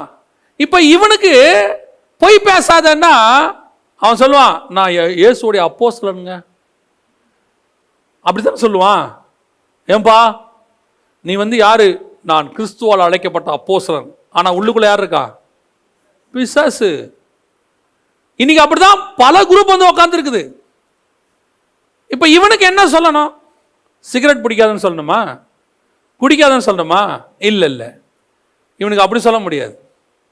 இவன் யாருன்னு கேட்டீங்கன்னா பொருளாசக்காரன், பணத்தாசக்காரன், 30 வெள்ளி காசுக்கு காட்டி கொடுத்தவன். எப்பவுமே ஒன்று தெரிஞ்சுக்கொள்ளுங்க, பிசாசு ஸ்ட்ரைட்டா வந்து உள்ள வராது. அது உங்களை ட்ரை பண்ணிக்கிட்டே இருக்கும். நீங்க எப்போ இடம் அவன் விரும்புகிறபடி கொடுக்குறீங்களோ அப்பதான் எங்க வரும்? உள்ள வரும். சரி வாங்க இன்னைக்கு இவர் வீட்டில் போய் ஸ்டே பண்ணலான்னு உள்ள வராது பிசாஸ். கொஞ்சம் கொஞ்சமா உங்களுக்கு என்ன பண்ணும்? பொருளாசை, பணத்தாசை, கண்களின் இச்சை, ஜீவனத்தின் பெருமை, மாம்சத்தின் இச்சை, இந்த உலகத்தில் இருக்கிறத என்ன செய்யும்? ஒன்று ஏதோ ஒன்று உங்களை கொஞ்சம் கொஞ்சமாக அதுக்குள்ளே நடத்திக்கிட்டே இருக்கும். உங்கள் தாட்டு ஃபுல்லாக அதில் தான் இருக்கும். இப்போ யூதாஸுக்கு பொருளாசை, பணத்தாசை, 30 வெள்ளி காசு. இந்த 30 வெள்ளி காசு தாட்டு வந்த உடனே கொஞ்சம் கொஞ்சமாக பிசாசு என்ன பண்ணிட்டு இருக்கோம்? அந்த சிந்தனையே கொடுத்துக்கிட்டு இருக்கோம். அதே தாட்டு எப்போ இயேசுவை காட்டி கொடுக்கலாம்? 30 வெள்ளி காசு கிடைக்கும். 30 வெள்ளி காசுனா சாதாரண விஷயம் இல்லைங்க. 30 வெள்ளி காசில் லேண்டே வாங்கலாம். கேஎஸ்சி ஏதோ 2 வெள்ளி பணம் கேட்டார் நினைக்காதீங்க. கேஎஸோட 2 வெள்ளி பணத்தில் எத்தனையோ லேண்டு வாங்கலாமா அன்னைக்கு உள்ள நிலைமையில். ஸோ நாகமான் கொடுத்தது அவ்வளோ காஸ்ட்லி. அப்போ இந்த தாட்டு என்ன செய்யுது? உள்ள கொஞ்சம் கொஞ்சமாக ஓடுது. ஏதோ நாகமான பார்த்த அன்னைக்கு கேஎஸ்சி ஏமாறல, யோசிக்கிட்டே இருந்திருப்பாரு. இந்த எலிசா வரவனெல்லாம் வேணாங்கிறாரு. வர்ற பையன நமக்கும் இப்போ நிலைமை என்னவா தான் இருக்குது. நாளைக்கு காலையில் எழுந்திரிச்சா சாப்பாடு இல்லை, எலிசா என்ன பண்ணுவார் தெரியாது. அவரு அப்பத்தை ரிட்டனையாக மாற்றி கொடுத்துருவார். அவரு தண்ணியை தோண்ட சொன்னால் தண்ணி வந்துடும். தண்ணி கெட்டு போயிருந்தா பானையை உடைச்சு உள்ளே போட்டு எல்லாத்தையும் சரி பண்ணிட்டு போயிடுவார். அவரு விசுவாச வாழ்க்கை. இந்த கூடாகிறது பாருங்க, அதுக்கு விசுவாச வாழ்க்கை இல்லை, அது பயந்துனே இருக்கும். நாளைக்கு என்ன ஆகும், நாளன்னைக்கு என்ன ஆகும். பேசாம அந்த நாகமான்ட்ட 2 வெள்ளியை வாங்கி ரெடி பண்ணி வச்சுப்போம்.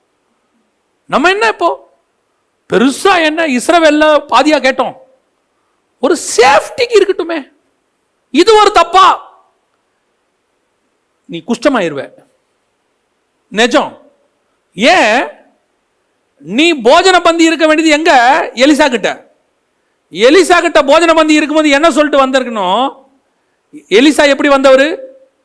ஏரையும் மாடையும் விட்டு அடிச்சு முடிச்சு சமைச்சு சாப்பிட்டு ஓவர் பண்ணிட்டு பா நம்ம எம்டி ஹேண்டட், நான் பின்னாடியே வரேன். இப்ப கேசி எப்படி வரணும்? நீயே எம்டி ஹேண்டட், நமக்கு ஹேண்டே இல்லை, வா போலாம்.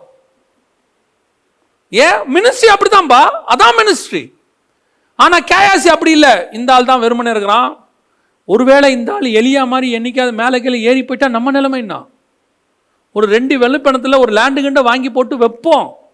ஒரு வேலை இவன் காணாம போனாலாவது நமக்கு என்னவா இருக்கும்? பிரோஜனமா இருக்கும். லேண்ட் இருக்கும், 2 வெள்ளிப்பணம் இருக்கும், 2 மாற்று வஸ்திரம் இருக்கும், குஷ்டமும் இருக்கும். கடைசி வரைக்கும் நீ குஷ்டரோகி தான். அதான் யூதாஸ். 30 வெள்ளி பணம் இருக்கும், லேண்ட் இருக்கும், உன் பேர்லயும் இருக்கும். ஆனா நீ சாவறதுக்கு அங்க ஒரு மரமும் இருக்கும். நீ கர்த்தருடைய பந்திக்கு வரியா? அந்த பந்தியில என்ன சொல்லுதோ அதுக்கேற்ற மாதிரி வந்து உட்கார். பிசாசோட வந்து உட்காராது. கர்த்தர் தெய்வமானால் கர்த்தர் இடத்துல வாங்க. உள்ளுக்குள்ள பிசாசை வச்சுக்கிட்டு வெளியே அப்போஸ்தல பட்டம். இன்னைக்கு நிறைய பேர் அப்படிதான் பந்தி எடுத்துக்கிட்டு இருக்கிறான். நிறைய விசுவாசி அப்படித்தான் பந்தி எடுத்துக்கிட்டு இருக்குது. வெளியே எப்படி இருக்கு? விசுவாசி பட்டம், வெளியே ஊழியக்காரன் பட்டம், வெளியே தீர்க்கதரிசி பட்டம், வெளியே பைபிள் டீச்சர் பட்டம். உள்ள என்ன இருக்கு? பிசாசு உட்கார்ந்திருக்கு.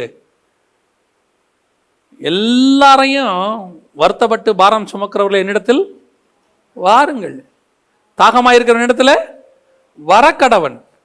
எல்லாரையும் வா வான்னு சொன்ன இயேசு ஒரே ஒருத்தனை மட்டும் சீக்கிரமா போனார். யார சொன்னாரு? யூதாச சொன்னாரு. என் பந்தியில உட்காந்துக்கிட்டு என்னையே காட்டி கொடுக்கறதுக்கு காசை வாங்கிட்டு எங்கிட்ட வந்து உட்கார்ந்து இருக்கிறியே, நீ நினைச்சிட்டியோ தேவன் கண்டும் காணாதவரை போல இருக்கிறாருன்னு? இன்னைக்கு நிறைய பேருக்கு அதான் எண்ணம். ஊழியக்காரங்கிட்ட பவர் இல்லை, எலியா மாதிரி எலிசா மாதிரி இல்லை. அந்த காலத்து எலியா எலிசா மாதிரி இப்ப இல்லை. உண்மை, நிதர்சனமான உண்மை. பவுல் உற்று பார்த்து நீதிக்கு பகைஞனேன்னு சொல்ற மாதிரி இன்னைக்கு இல்லை. உத்து பார்த்தோன்னா அவன் நம்மளை உத்து பார்க்கறான். இப்போ இவருக்கு பயம் வந்துடுது, ஏன் இவன் நம்மளை இப்படியே பார்க்குறான். இப்போ 2 பேருமே பரஸ்பரமாக பிரிஞ்சு போயிடுறாங்க. நீ என்ன பார்க்காத, நானும் ஒன்றும் பார்க்கல. இன்றைக்கி எல்லா ஊழியர்களும் அப்படி தான் இருக்காங்க. உற்று பார்க்குற மாதிரியே இல்லை. எல்லா ஊழியர்களும் பயம் இருக்குது. ஏன் அந்த ஆள் நம்மளை குறுன்னு பார்க்குறான் அப்படின்னு. அதனால் அந்த காலத்து மேலே உற்று பார்த்து கண்டுபிடிச்சி நீதிக்கு பகிர்ந்தேன்னு சொல்லக்கூடிய ஊழியக்காரன்லாம் இல்லை. அதனால் விசுவாசிக்கு எப்படி இருக்கு? தைரியம். பிசாசோட வந்து உட்காந்துருக்கு. உள்ளுக்குள்ள பிசாசை வச்சுட்டு தைரியமா 30 வெள்ளி காசுக்கு வாங்கினவன் உள்ள உட்காந்துருந்தா பிசாசு இருக்குன்னா, அக்கா தங்கச்சியை ஏமாத்தி, சொத்தை ஏமாத்தி, அண்ணன் தம்பியை ஏமாத்தி, ஏன் சபையில் இருக்கிற காணிக்கையை திருடிட்டு ஒருத்தன் உள்ள உட்காந்துருக்கான அவனுக்குள்ள பிசாசு இருக்குமா இருக்காதா? இருக்கும். ஊழியக்காரனுடைய காசை திருடிட்டு உள்ளக்குள்ள ஒருத்தன் உட்காந்துருக்கான அவனுக்குள்ள பிசாசு இருக்குமா இருக்காதா? இருக்கும். கர்த்தருடைய காணிக்கையை திருடிட்டு ஊழியக்காரன் ஆட்டையை போட்டு மேல இருந்து பிரசங்கம் பண்றானே அவனுக்குள்ள பிசாசு இருக்குமா இருக்காதா? இருக்கும். அவனை விரட்டுறதுக்கு ஏசு இல்லை. இப்ப அவ்வளவுதான். அவனை விரட்டு, நீ வெளியே போட, சீக்கிரமா வெளியே போன்னு சொல்றதுக்கு ஆள் இல்லை. அதனால இவன் என்ன நினைச்சுக்கிட்டா, நம்ம கிட்ட பிசாசு இருக்கிறது யாருக்கும் தெரியாது, நம்மளை யாரும் ஒன்றும் பண்ண முடியாது. ஒரு நாள் வரும் குஷ்டரோகியாய் மாறுவாய். ஒரு நாள் வரும் நாண்டு கொண்டு சாவாய். ஒரு நாள் வரும் ஏலியின் பிள்ளைகளுக்கு நடந்தது உன் பிள்ளைகளுக்கும் நடக்கும். நீ போயிருவ. ஆனா ஏமாத்தன உன் பிள்ளைகள் தொலைஞ்சாங்க. நிறைய பேருக்கு அந்த பயம் இல்லை. இப்போ நியாய தீர்ப்பு பயம் இல்லை, புல்பிட்டு மேல பயம் இல்லை. ஏதோ நம்ம செஞ்சுட்டு போயிட்டு பிள்ளைகளுக்கு சொத்து சேர்த்து வச்சுட்டு போயிட்டோம், பிள்ளைகள் நன்றாக இருப்பார்கள், நீ செத்து போவ, உன் பிள்ளையோட வாழ்க்கை நாசமா போகும். எத்தனை பிள்ளைகளுடைய வாழ்க்கை நாசமா போச்சு தெரியுமா? சாரி டு சே, நிறைய ஊழியக்காரன் வீடுகளில் பிரச்சனைகள். காரணம் என்ன? நீ நினச்சிக்கிட்ட ஏதோ சாதாரண பிரச்சனை இல்லை, நீ என்னைக்கோ விதைச்சதை இன்னைக்கு அறுத்துக்கிட்டு இருக்கிறோம். விசுவாசிகள் வெரி கேர்ஃபுல். பிசாசோட வந்து உட்காராத உள்ள. யாரையாவது ஏமாத்தி இருந்தனா போய் முதல்ல ஒப்புரவார், மனம் திரும்பு. போயிட்டு சொந்தக்காரங்கன, மாமனார் மாமியாரை, அக்கா தங்கச்சியை, அண்ணன் தம்பியை ஏமாத்தி இருந்தீங்கன்னா முதல்ல போய் மனம் திரும்பு. நீ பிசாசு உள்ளோட இருக்குன்னு தெரியாமல் உட்காந்துட்டு இருக்கிற. என்னைக்கு நீ நாண்டு கொண்டு சாவன்னு உனக்கே தெரியாது. நான் இப்படி சொல்கிறேன்னு தப்பாக எடுத்துக்காதீங்க. நான் கொடுக்குற எச்சரிப்பு உங்கள் நன்மைக்காக தான் சொல்கிறேன். ஏன், நீ உன்னை அறியாமலேயே எப்படி கரண்ட்டில் கை வச்சா ஷாக் அடிச்சா தூக்கி அடிக்குமோ, அதை விட ஆபத்தானதில் கை வைக்கிற பந்தியில் டேஞ்சர். அதில் தீட்டு பட்டுச்சு, தொலைஞ்சு. அவன் ரொம்ப கேஷுவலாக 30 வெள்ளி காசையும் வாங்கிட்டு கம்யூனியன் வாங்கிட்டான். ரெண்டும் ஒரே கை தான். 30 வெள்ளி காசு வாங்கின கையும் கம்யூனியன் வாங்கின கையும் ஒரே கை தான். கடைசியில் என்னாச்சு? குடல் சரிந்து செத்தானாம். எப்படி புதைச்சிருப்பாங்க பாருங்க அவனில். குடலை அள்ளி போட்டு போஸ்ட்மார்ட்டம், குடலை அள்ளி போட்டு. என்ன கொடுமையான மரணம் இல்லை? ஒரு அப்போஸ்தலனுக்கு வர வேண்டிய மரணமா அது? மிச்சம் 11 பேரை பாருங்க, ரத்த சாட்சியா கர்த்தருக்காக வைராக்கியமா மரிச்சான். இவன் ஒருத்த மட்டும் எப்படி மரிச்சிருக்கிறான்? குடல் சரிந்து. கம்யூனில் கை வைக்கிறதுக்கு முன்னாடி யோசிக்கணும், இந்த கையை வேற எங்கெங்கெல்லாம் வச்சிருக்கிறேன். அப்பமும் ரசமும் கையில் வாங்கின உடனே சொல்றான் ஆபிரகாம், கர்த்தருடைய கையில் அப்பத்தை வாங்கியிருக்கிறேன். மெல்கிசேதேக்கு கையில் நான் என்ன வாங்கியிருக்கிறேன்? அப்பமும் ரசமும். இனி சோதோம் ராஜா கையில் ஆசீர்வாதத்தை நான் வாங்க மாட்டேன். உலகத்தின் ராஜா கிட்ட என்ன வாங்க மாட்டேன்? தீட்டானது. சோதோம் என்ன இருக்குது? உள்ள அருவருப்பானது இருக்குது. அந்த அருவருப்பானதுல நான் என்ன வைக்க மாட்டேன்? கை வைக்க மாட்டேன். அந்த எண்ணம் வரணும். பரிசுத்தத்தில் கையை வச்சேன்னா இனி எதில் வைக்க மாட்டேன்? அருவருப்பில் கை வைக்க மாட்டேன். கர்த்தருக்கு விரோதமானதில் கை வைக்க மாட்டேன். பொய் சாட்சிக்கு கையெழுத்து போட மாட்டேன். வழக்குக்கும் வாதுக்கும் கை போட மாட்டேன். விவாகரத்துக்கு கையெழுத்து போட மாட்டேன். அப்பத்தையும் ரசத்தையும் கையில் வாங்குறேன்னா கர்த்தருக்கு விரோதமானதுக்கு கையை யூஸ் பண்ண மாட்டேன்னு தீர்மானம் எடுக்கணும். இல்லை கேயாசியும் ஞாபகத்துக்கு வரணும், யூதாசும் ஞாபகத்துக்கு வரணும். நம்ம ஜெபம் பண்ண போகிறோம். தேவ சமூகத்தில் ஆண்டவரை நோக்கி பார்க்க போகிறோம். அபாத்திரமாய் போஜன பானம். தானியேல் சொன்னான், யோ அது ராஜாவுடைய சாப்பாடாவே இருக்கட்டையா. The unclean food may be in the king's table. அது ராயல் ஃபுட். அது எவ்வளவு பெரிய மேன்மையான பட்டமா இருக்கட்டும், எவ்வளவு பெரிய மேன்மையான உலகத்தினுடைய கௌரவமாக இருக்கட்டும், நான் அதனாலே என்னை தீட்டுப்படுத்திக் கொள்ள மாட்டேன். எனக்கு ஒரு தகுதி உண்டு. கர்த்தர் என்னை ஒரு இடத்துல தகுதிப்படுத்தி வச்சிருக்கிறார். எத்தனையோ முறை நான் சொல்லி இருக்கிறேன். பில்லி கிரஹாம் ஐயாவை கூப்பிட்டு பிரசிடண்டா நிக்க சொன்னாங்க. அவர் சொன்னாரு, அது எனக்கு தகுதி கிடையாது. ஏன்? நான் அதை விட மேல. என்னை கொண்டு போய் நீங்க டீ ப்ரொமோட் பண்ண பாக்குறீங்க. அது கிங்ஸ் ஃபுட். ஆனா நான் கை வைக்க மாட்டேன். எனக்கு அது தகுதியாயிராது. எல்லாவற்றையும் அனுபவிக்க எனக்கு அதிகாரம் உண்டு. ஆனால் எல்லாமும் எனக்கு தகுதியாகிறாது. You must be very careful. ரெண்டாவது, ஒருவேளை கர்த்தர் உனக்கு அற்புதமான பொற்பாத்திரமாய் உன்னை வச்சிருக்கிறார். நீ எதுக்கு தெரியுமா? தேவனுடைய ஆலயத்தை அலங்காரம் பண்ணுவதற்கு, தேவன் உன்னை கொண்டு மகிமைப்படுவதற்கு. உன்னுடைய குரல் கர்த்தரை குறித்து மட்டும் பாடணும். சினிமாவுக்கு பாடுறதுக்கு இல்ல. உன் கை கர்த்தருக்காக மட்டும்தான் இன்ஸ்ட்ருமெண்ட் வாசிக்கணும். சினிமாவுக்கு வாசிக்கிறதுக்கு இல்ல. நான் சினிமா மட்டும் சொல்லல, ரெஸ்ட் கர்த்தரை தவிர வேற எதுக்குமே வாசிக்க கூடாது. ஏன்னா இந்த கை கர்த்தர் கொடுத்தது, அதை வாசிக்கிற ஞானமும் கர்த்தர் கொடுத்தது.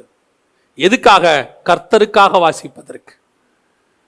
கர்த்தர் கொடுத்த ஞானத்தை, அறிவை, கர்த்தர் கொடுத்ததான மேன்மையை, டேலண்ட்டை எல்லாத்தையும் நீ கர்த்தருக்கு தான் யூஸ் பண்ணணும். கர்த்தருடைய நாம மகிமைப்படணும். 10 கமாண்ட்மெண்ட்ஸ் எடுத்த சிசில் பி டிமிலியை கேட்டாங்க, உங்களுடைய சக்சஸுக்கு பின்னாடி என்ன காரணம்? இந்த நியூ டெஸ்ட்மெண்ட்டை எடுத்து கையில் காட்டிட்டு சொன்னாரு, நான் கர்த்தருக்காக செய்கிறேன். ஆமா, கர்த்தருக்காக மட்டும்தான் செய்யணும். நீ பாபிலோன் கையில பாத்திரமா இருக்க கூடாது. நீ தேவனுடைய ஆலயத்துல தான் பாத்திரமா இருக்கணும். கடைசியாக பிசாசோட வந்து தேவனுடைய பந்தியில உட்காரக்கூடாது. அது ஒரு வகையான அபாத்திரமாய் போஜன பானம். இவங்க எல்லாம் பிசாசோடைய போஜன பந்திய போமாட்டேன்னு சொன்னாங்க. ஆனா யூதாசு பிசாசையே போஜன பந்திக்கு கூட்டிட்டு வந்துட்டான். பரிசுத்த பந்திக்குள்ள பிசாச கூட்டிட்டு வந்தவன். நீ கேர்ஃபுல்லா இரு. தேவனுடைய சமூகத்தில் வந்து உட்காரும் போது பரிசுத்த ஆவியோட வந்திருக்கிறியா, பிசாசினுடைய ஆவியோட வந்திருக்கிறியான்னு பார். ஜனங்களுக்கு கொடுக்க வேண்டிய, உன் சொந்தக்காரங்களுக்கு கொடுக்க வேண்டிய காசெல்லாம் கொடுத்துட்டியான்னு பார். கொடுக்க முடியலன்னா போய் ஒப்புரவாகினியான்னு பார். அப்படிதான் சொல்லுது மத்திய 5ஆம் அதிகாரத்தில். கொடுக்க முடியாட்டி போய் ஒப்புரவாகு. கொடுக்கிற காலத்தை கொஞ்சம் கேட்டு வாங்கு, பர்மிஷன் வாங்கு. நான் கொடுத்துறேன்னு சொல்லு, தயவா போ, தாழ்ந்து போ. கொடுக்க முடியாது, முடிஞ்சதை பார்த்துக்கோ, கோர்ட்ல கேஸ் போட்டுக்கன்னு சொன்ன ஆண்டவர் சொல்றார், ஒரு காசு கொடுத்து தீரு மட்டும் நீ இவ்விடத்திலிருந்து புறப்பட மாட்டாய்.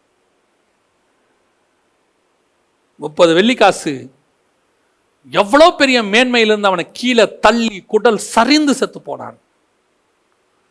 2 வெள்ளிக்காசு எவ்வளவு பெரிய மேன்மையிலிருந்து தள்ளி அவனை குஷ்டரோகியா பார்த்துச்சு.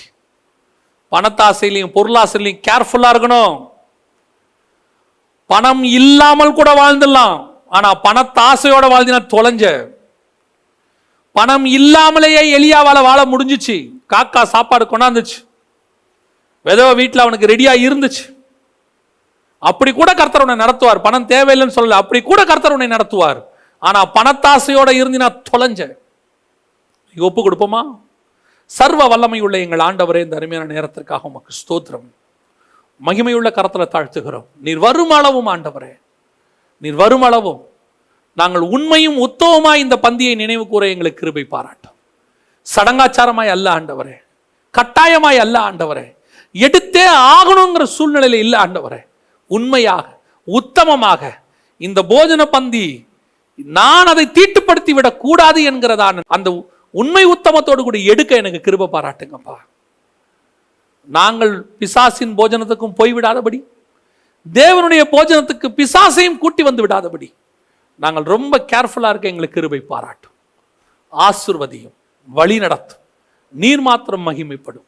எங்கள் ஆண்டவர் இயேசுவின் நாமத்தில் ஒப்பு கொடுத்து ஜெபிக்கிறோம் எங்கள் ஜீவனுள்ள நல்ல பிதாவே. நான் இன்னும் ஒரு விஷயத்தை உங்களுக்கு சொல்லிவிட்டு முடிக்க விரும்புகிறேன். என்ன அப்படின்னா, நம்முடைய HLM ஆப் எதுக்காக சொல்றேன்னா, பல விஷயங்களை இப்பொழுது பொது தளத்தில் பேசுவது கடினமாக இருக்கிறது. அதுவும் சில சட்டத்திட்டங்களுக்கு உட்பட்டு பேச வேண்டி இருக்கிறது. அப்படி பேசும்போது பல காரியங்கள் அந்த சில விதிமுறைகளுக்கு மீறி இருக்கிறது. அப்படி பேசும்போது அவைகள் ரிமூவ் பண்ணப்படுகிறது. அது யூடியூப்ல இருந்தோ அல்லது மற்ற சோசியல் மீடியாவில் வந்து ரிமூவ் பண்ணப்படுகிறது. நம்மளது கூட 1-2 ரிமூவ் ஆயிடுச்சு. ஸோ நாம் இந்த மாதிரி சில சென்சிட்டிவான விஷயங்களை வருகையை பற்றின காரியங்களை, வேதாகமத்தில் உள்ளவைகளை பேச வேண்டும் என்பதற்கு தான் இந்த HLM ஆப்பை நம்ம ஓப்பன் பண்ணியிருக்கிறோம். வருகிற நாட்களிலே சில மிக முக்கியமான காரியங்களை நாங்கள் HLM ஆப்பில் மட்டும்தான் பேச போகிறோம். இந்த மாதிரி சில விஷயங்கள் மட்டும்தான், வெளிப்படையாக பேச முடிந்ததை மட்டும்தான் இங்கே பேசுவோம். கொஞ்சம் வேதத்தில் உள்ள டீப்பான விஷயங்கள் எல்லாவற்றையும் HLM ஆப்பில் நாம் பேச போகிறோம். ஆகவே தயவு செய்து HLM ஆப்பை நீங்கள் டவுன்லோட் பண்ணிக்கொள்ளுங்க. அது ஃபுல் ஃப்ரீ தான், அதில் எந்த விதமான காஸ்ட்டுமே கிடையாது. பட் HLM ஆப்பை நீங்கள் டவுன்லோட் பண்ணிட்டீங்கன்னா அடுத்து இனி வரக்கூடியதான சில மிக முக்கியமான விஷயங்கள், வேதாகமத்தில் உள்ள கடைசி கால அடையாளங்கள், அவைகளை எல்லாம் அதில் நீங்கள் பார்க்கலாம். அந்த விஷயத்தை தான் உங்களுக்கு சொல்ல விரும்பினேன். God bless you.